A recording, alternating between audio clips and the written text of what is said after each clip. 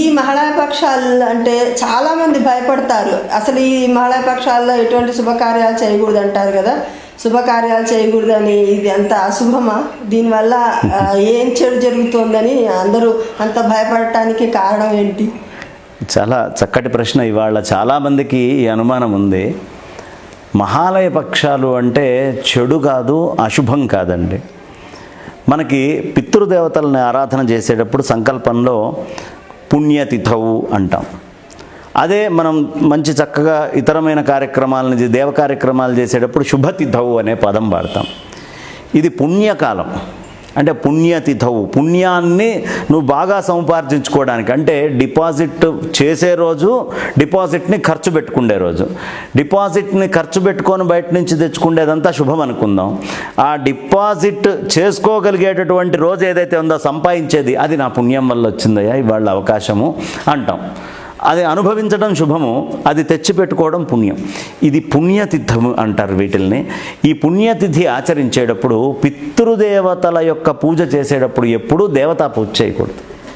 సాధారణంగా ఎవరైనా పితృదేవతలు కాలం చేశారు, ఆ సంవత్సరం అంతా దేవతలకి పూజ చేయరు, కేవలం పితృదేవతల్ని మాత్రమే ఆరాధించాలి. ఈ 15 రోజులు కూడా ఇంత సువిశాలమైనటువంటి 365 రోజుల చిల్లర ఉన్నటువంటి ఈ రోజుల్లో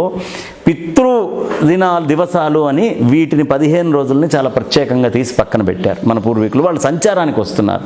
అలాంటప్పుడు దేవపూజ అనేటటువంటిది మామూలు నిత్యం చేసుకునేవన్నీ చేసుకోండి, అవేమీ ఆపద్దు.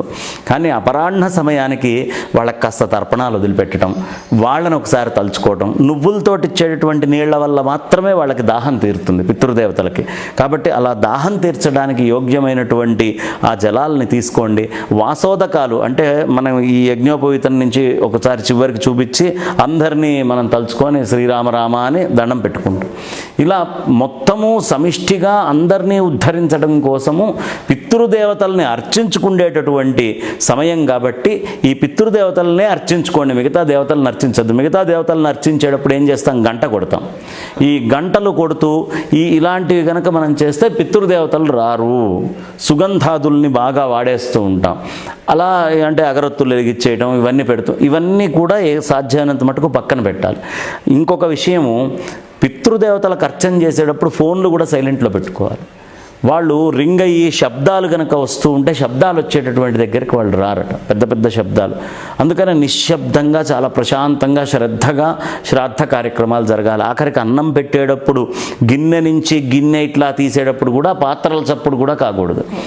అలాంటి చప్పుడైతే పితృదేవతలకు కొంచెం అదురు వస్తుంది. వాళ్ళు చాలా ప్రశాంతంగా వచ్చి తీసుకొని వెళ్ళిపోతారు. కాబట్టి ఈ పితృదేవతలు అనేటటువంటి వాళ్ళని మనం ఆరాధన చేసుకునేటటువంటి పుణ్యమైన రోజులు, కానీ ఇవి అశుభమైన రోజులు కాదు. పుణ్యము అనేటటువంటిది డిపాజిట్ చేసుకుంటే తర్వాత కలిగే సంతానం మంచి సంతానం కలుగుతుంది. మనకు వచ్చేటటువంటి సంపదలు చాలా ఉత్తమమైనటువంటి సంపదలు వస్తాయి. అలాగే మనం చక్కగా ఈ ప్రకృతిలో ఉండేటటువంటి ఏ విషయాన్నైనా పితృదేవతల యొక్క అనుగ్రహం వల్ల సాధించవచ్చు. కాబట్టి ఇన్ని అవకాశాలు, ఇన్ని భాగ్యాలు, ఇన్ని వరాలు, ఇది పితృదేవతల శక్తి అటండి. పితృదేవతలు వరం ఇస్తేనే సంపద వస్తుంది మనకి, పితృదేవతలు అనుగ్రహిస్తేనే సంతానం వస్తుంది. కాబట్టి మనకి సంతానం కావాలన్నా లేదు సంపద కావాలన్నా వాళ్ళ అనుగ్రహం కావాలి. వాళ్ళ అనుగ్రహం కావాలి అంటే వేదం ఏం చెప్పిందో ఆ పనులని మనం శ్రద్ధగా ఆచరించాలి. కాబట్టి పితృదేవత ఆరాధన చేసేటటువంటి పుణ్య దినాలే కానీ అశుభ దినాలు ఇవి అయ్యే అవకాశం లేదమ్మా.